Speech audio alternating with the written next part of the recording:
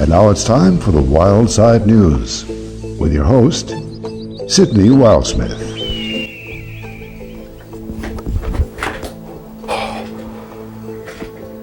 2008. Oh my God, it's over. Well, welcome to 2009. It's a brand new year, and it's starting out,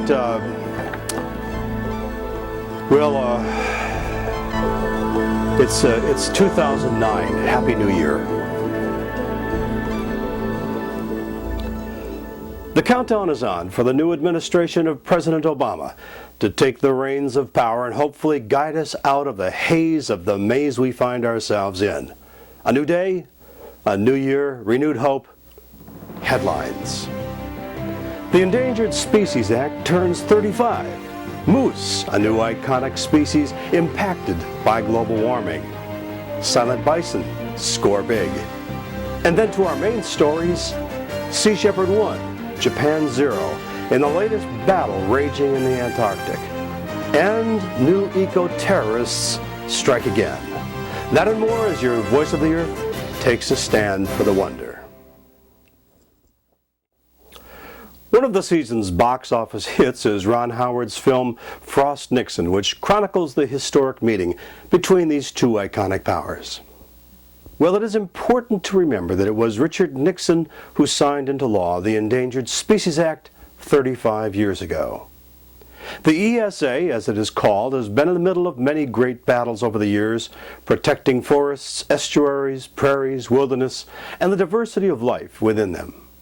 In recent years, specifically under the Bush administration, the Act itself has suffered its own battle to stay alive, as the mandate to apply the law to all federally funded projects was polluted with toxic intentions. There's a lot of us out here anxious to rub away the tarnish of the last 8 years and bring this historic American legacy back to its original intent. And in a few weeks, our dreams may come true. The ESA is a critical component of environmental protection. Happy birthday, ESA. The effort to forge an awareness of the effects of global climate change has had no better mascot than the polar bear. The images of these magnificent white beings with their clinging cubs holding fast to chunks of ice adrift in the endless sea told the story as well as it could be told. But a new climate change icon is surfacing from the dark mist-shrouded waters of the wild, as the moose, that lovable, awkward, antlered beast of the bogs, is disappearing as climate change erases its majesty from the backwoods lore and legend spinners. Over the last 20 years, the number of moose in Minnesota has declined from 4,000 to less than 100. With winter temperatures rising an average of 12 degrees and summer temps up 4 degrees, it's just not the conditions that foster happy moose. Animals around the world are in a massive, chaotic redistribution due to climate change. The actual extent cannot yet be determined. And in the process, those old processes of natural selection will be activated fully. It is up to these iconic masters of the mystery to carry the message of the millions of small, scrambling, digging, unseen creatures that in fact are disappearing as no one notices. So each time you even think of a moose, imagine the creatures it carries in those giant moose antlers. Its great strength is needed now, more than ever. Tastes change, and women these days seem to be attracted more to the silent but powerful, more so than the boisterous brutes of old. It's like Clint Eastwood meets Rocky Stallone.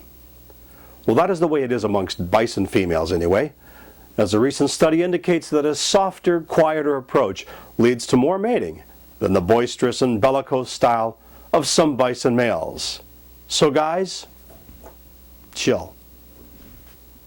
There is a long legacy of the powers of sympathetic magic that says that like things resonate with one another. That certainly may be the case in hospital rooms where living plants, actual potted flowering plants, have a healing effect on patients. Studies have shown that in rooms where there were potted plants, A speedier recovery, less pain and stress were recorded, compared with patients in rooms with no plants.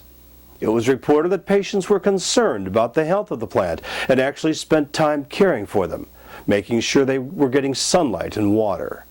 This will to live has a mirroring effect on patients.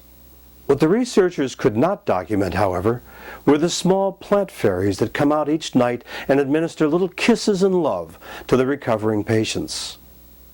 So if someone you know is hospitalized, sneak in the plant fairies that hide in the secret places of plants everywhere. The Sea Shepherd Society announced that this year's campaign to stop Japanese whaling in the Arctic seas has been a great success. Over the past 2 weeks of sparring, the Farley Moet, piloted by Captain Paul Watson, has harassed the Japanese whaling fleet from the sanctuary waters off Australia.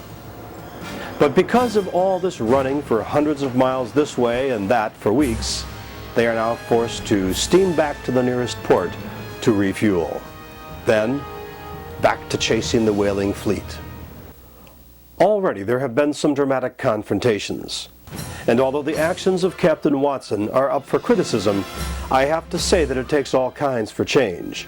And he and his crew are putting their lives on the line to protect literally thousands of magnificent creatures from the horror of being harpooned, dragged onto ship, to be flensed and turned into blocks of blubber, then frozen and sold to whoever adheres to such a mockery of the divine. Whales are some of the most sentient beings, along with dogs and birds and literally thousands of other species who have personal histories, memories, and awareness of their world. Evidence is accumulating from around the world of stories of great friendships, compassion, bravery, intelligence, and awareness of animals of all sorts.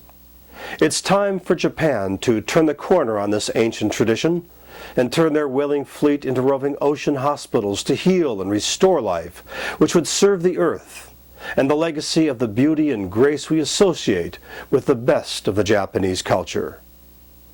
It is my belief that Captain Watson would like nothing more than to retire from his warrior days to a peaceful planet where life is sacred. But until such time, Godspeed, Captain. This is Sidney Wildesmith, inviting you to join us here each week on the Wildside News at www.WildSideNews.com, on YouTube at YouTube/WildSideNews. Adios. Until next time.